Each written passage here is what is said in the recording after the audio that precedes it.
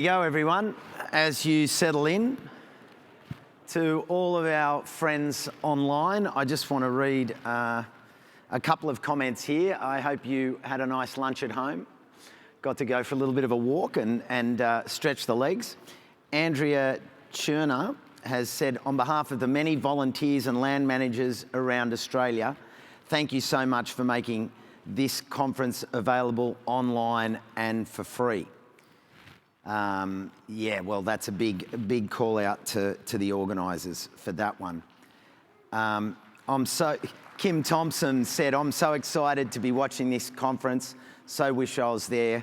I'm on Nagudjari country and wish everyone a fantastic time over the next couple of days. Thank you, Kim Thompson. And Bill Piggott said, thank you. How do we get these issues talked up at the grassroots within our care groups, within our land care groups? There's some wonderful comments. I've been reading through them at lunchtime, but feel free, everyone, to join in and respond to our fellow delegates online. I hope you had a good lunch, and I hope you enjoyed the first breakout sessions. I was fortunate enough to catch Victor Stephenson from the Fire Sticks Alliance, and his topic was Under Our Feet. And it was all about soil as the identity of country. And it ties in beautifully to our next guest as the soil's advocate. Healing soil to bring back the plants and the identity of the land.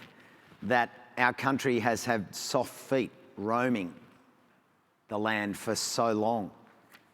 And then from there we moved up to Groote Island and the wonderful work being done by the Indigenous ranger groups on the island there, the Andiliakwa people. And the whole reality that everything we do in Landcare is about good biosecurity being the key to healthy biodiversity. Traditional knowledge and stories are science. And that science is being recognised. Indigenous science, not separate storytelling. This is Indigenous knowledge as science running parallel with our conventional science. And that's what's going on up there on the island. So big thanks to the team that have come down. What a pleasure to, can I have a big round of applause for for the ranger groups that have come down to the Big Smoke. Particularly, as we said, coming down from Groote Island and landing in Sydney at 9 degrees. I reckon that's a bit of a shock. Now, to get us going with this next session, I would like to welcome Dr. Maxine Cooper. She's the Deputy Chair of the National Landcare Network and Chair of Landcare ACT. A passionate and long-time Landcare leader. Oops. All right, that's a good start.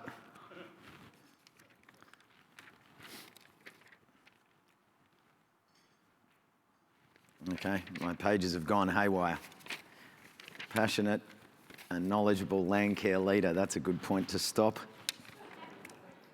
How's that? Are you happy with that? Or, no, we're going to... No, here we go. Now, Maxine, come on up, because Maxine is going to introduce us to Penny Wensley. But Maxine, take it away. Thank you. And I'll take myself away. Well, that was fabulous. Thanks, Costa. Okay, I would like to start off by acknowledging Aboriginal and Torres Strait Islander peoples throughout Australia as the traditional custodians of our country, and give my respect to elders past, present and emerging. And I'm incredibly privileged to be here today on the lands of the Gadigal people of the Eora Nation, and also to introduce our country's national soils advocate, the Honourable Penny Wensley AC. Ms Wensley plays a major role in the protection, restoration and maintenance of the health of our soils and the Australian agricultural landscape. And this, of course, has a direct relationship with our nation's food security and sustainable farming practices. In her independent capacity as National Soils Advocate, she facilitates changes that bring about improvements in the management of our soils, raises awareness of the importance of and gains support for improving soil health through the development and sharing of research, connects people from a wide range of disciplines to develop networks that support improving soils, and, importantly, contributes to the development of the National Soil Strategy.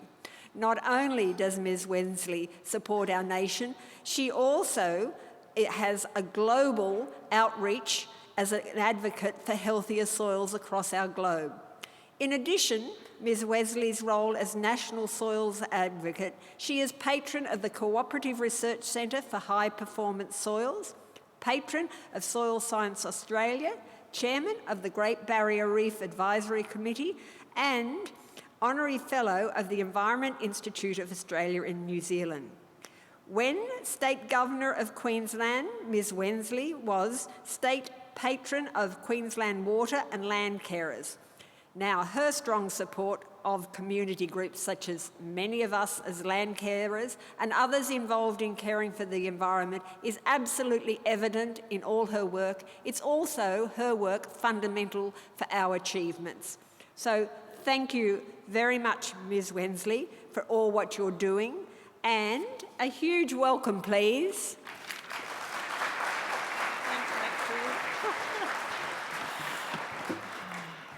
Good afternoon, ladies and gentlemen.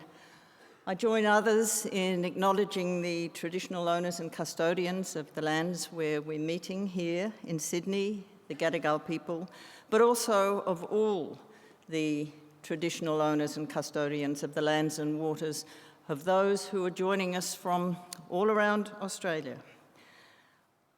I am grateful, Maxine, for that kind introduction, and I am truly pleased to be here and to have been invited as Australia's National Soils Advocate to talk to you about soils and contribute to this 2022 National Landcare Conference.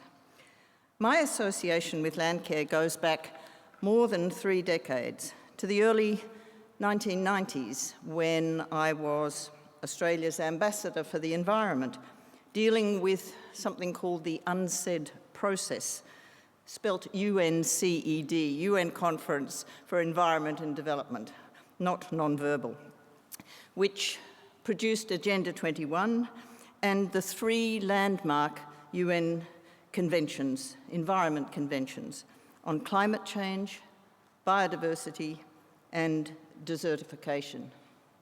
In that capacity, I've got very vivid and warm memories of addressing the 1994 Landcare Conference at the Rest Point Casino in Hobart. The theme was Landcare in the Balance.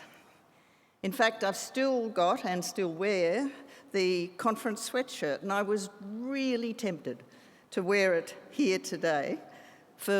However, for dramatic impact, it would have been no match whatsoever for the bright green jacket that Andrew Campbell sported at last night's welcome reception, although I did bring along, as part of a small show and tell, the Landcare book that was launched at that conference by Andrew and Greg Seepin, which remains still today one of my absolute go-to references on Landcare. The message that I delivered at that 1994 conference was a very positive one, full of good news and reporting proudly to what was then the burgeoning national landcare community about the way that the then unique Australian landcare model had been embraced by the international community, its philosophy and principles woven in particular into the language of the Convention to combat desertification in those countries experiencing serious drought and/or desertification. Today, as National Soils Advocate, I've got a good news, bad news message to deliver on the subject of soils. In the spirit of the storytelling that Costa's urging on us all, I took my inspiration not from a picture of a rainbow and clouds, but from the compelling opening lines of Charles Dickens' story, A Tale of Two Cities. I'm sure that many of you here will know them. It was the best of times, it was the worst of times. It was the age of wisdom, it was the age of foolishness. It was the season of light, it was the season of darkness. It was the spring of hope, it was the winter of despair. The good news for anyone who works with soil and wants to see its value better recognised and appreciated is that soil finally is claiming more attention from policymakers, nationally and internationally. Long the forgotten resource under our feet, unseen, ignored, dismissed as just dirt. Awareness now of the multiple services that soils provide and of the critical role that healthy soils play in the cycles that sustain life on Earth has increased significantly in recent years. A variety of factors have contributed to this change.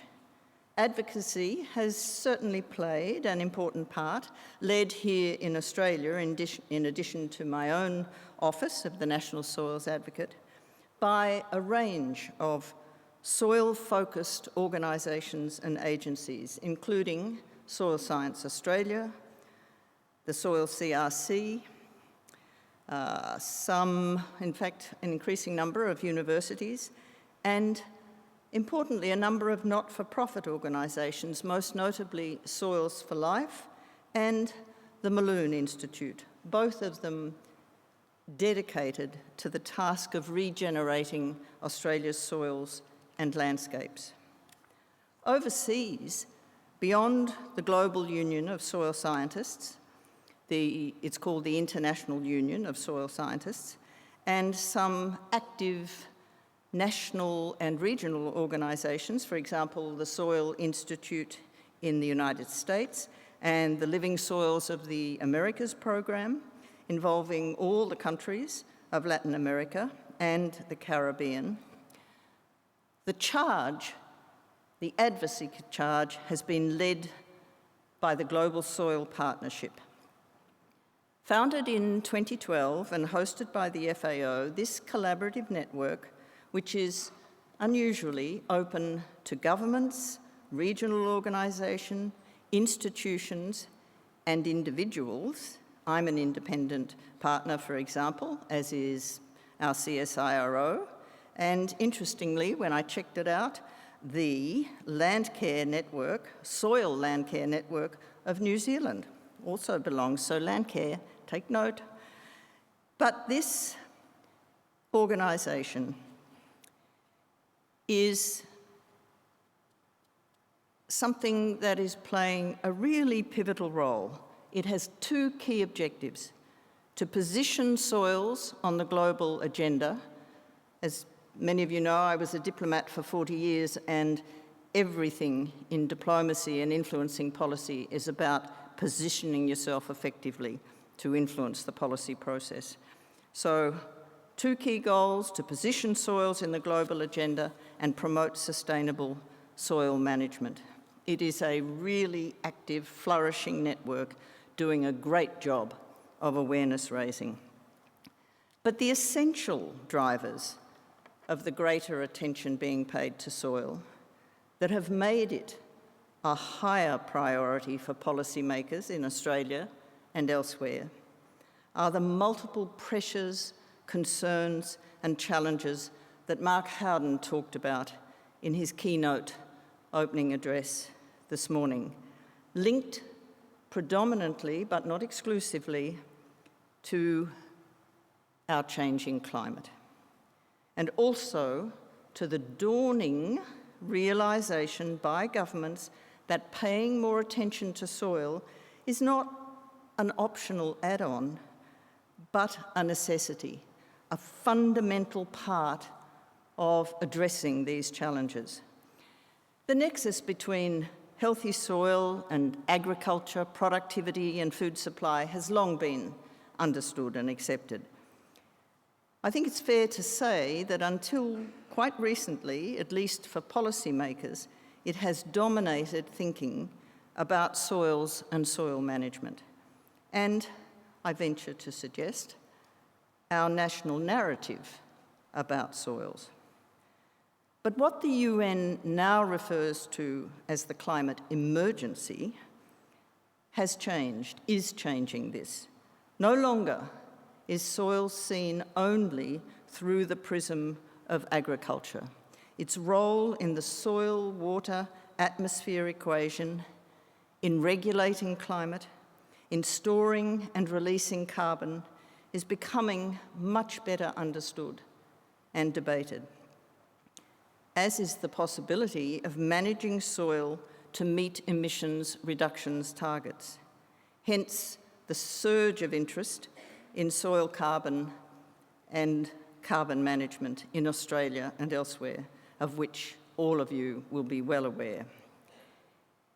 In addition to this new focus on soil carbon in the context of climate change and the more extreme weather events this is generating around the world, awareness is also growing, especially here in Australia, in this drought, flood and bushfire-prone continent, that healthy soils are a key to building resilience to natural disasters.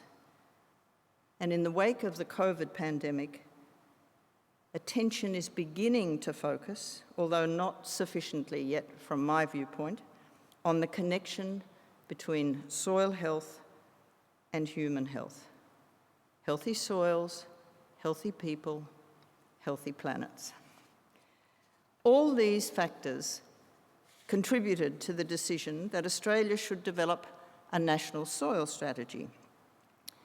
Released, and that was referred to, I think, by Andrew Metcalfe this morning as a real breakthrough at the national level.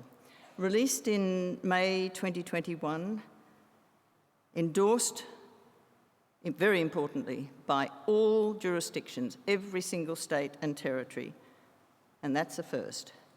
The strategy is a 20-year strategy that sets out how Australia will value, manage, and improve its soil. Its vision is large and ambitious.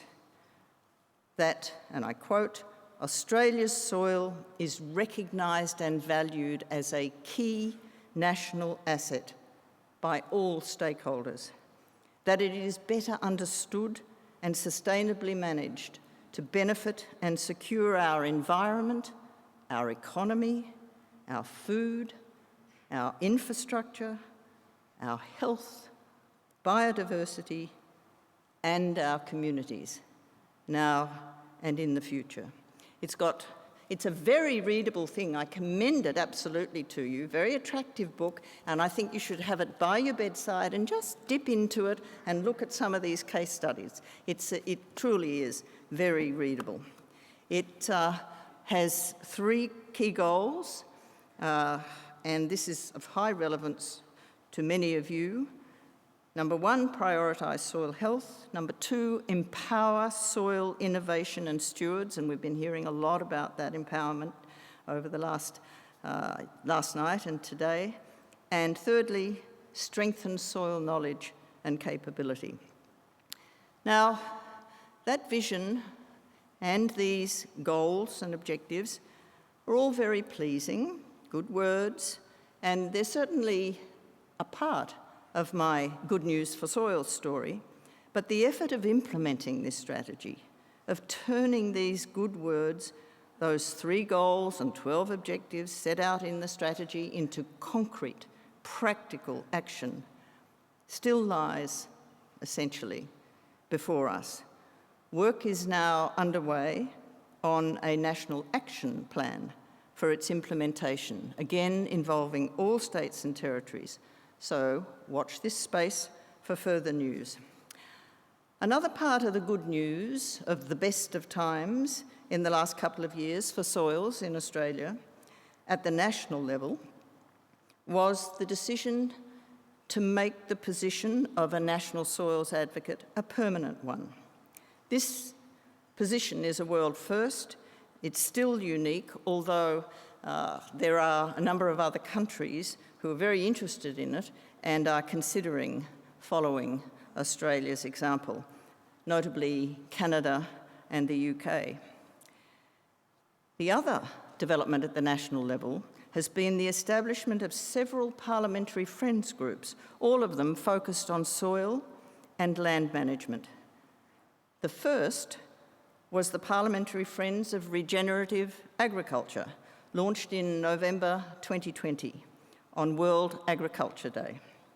The second one was a new Parliamentary Friends of Soil group, launched in December 2020 on World Soil Day, with considerable fanfare at Old Parliament House, and a few months later, in March 2021, the Parliamentary Friends of Landcare.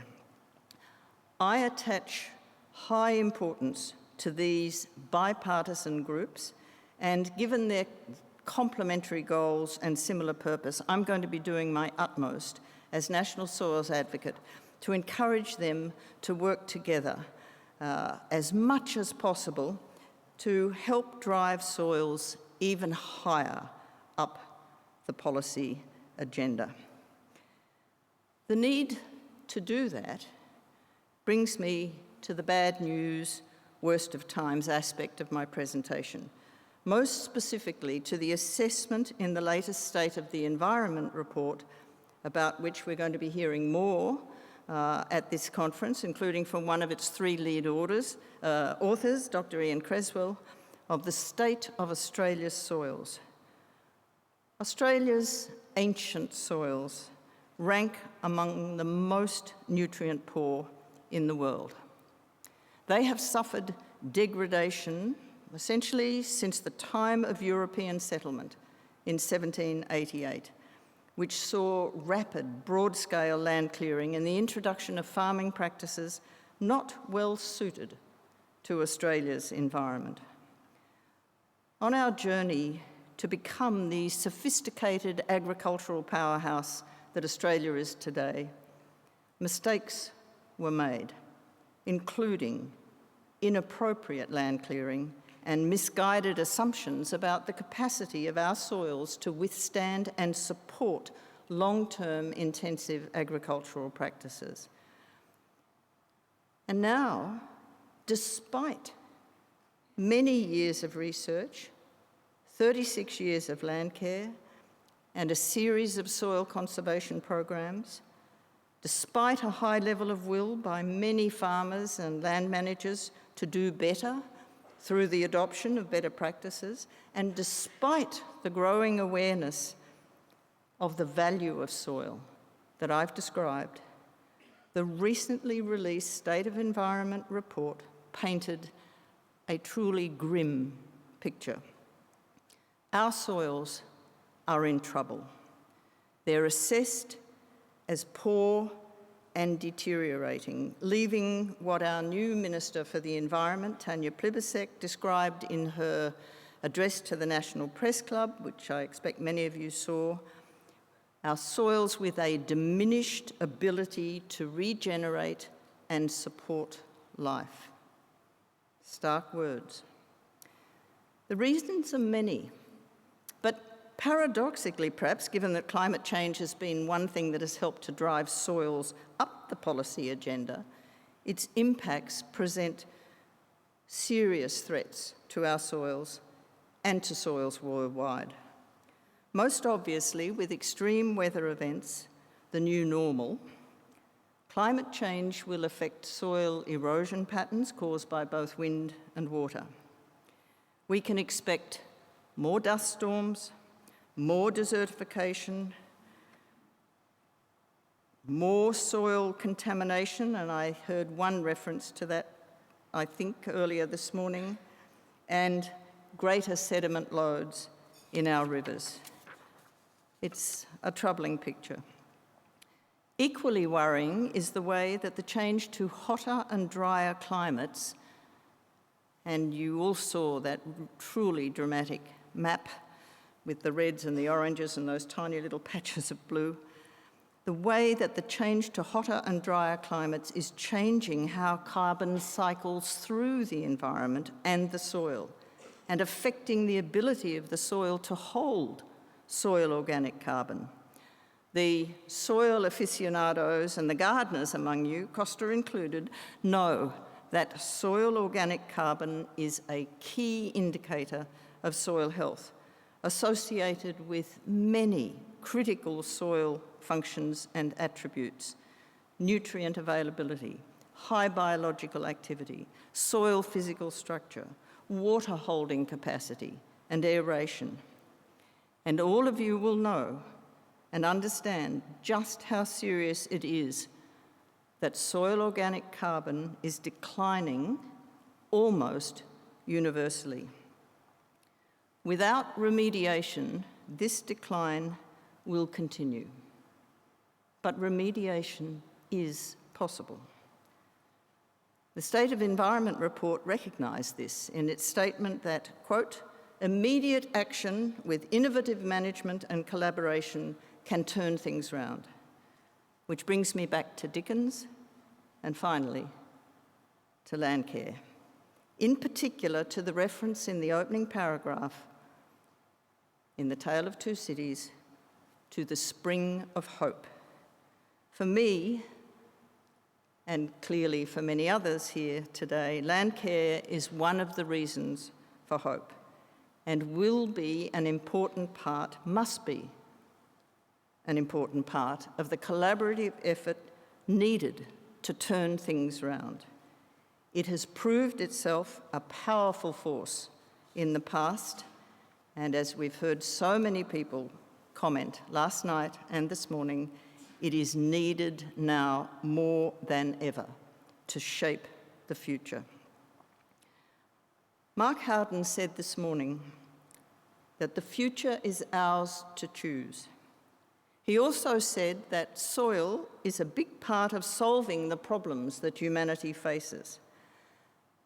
As Australia's national soils advocate, my request to you, to the Landcare community and the thousands of members and supporters, the volunteers who animate this exceptional national network, is that as you make these choices, that you factor soil and soil health into your thinking and your activities, acknowledging not only the importance of protecting and restoring Australia's soils for the benefit of all Australians, but the absolute truth of the message that paying more attention to soils will be a big part of solving the problems that humanity faces.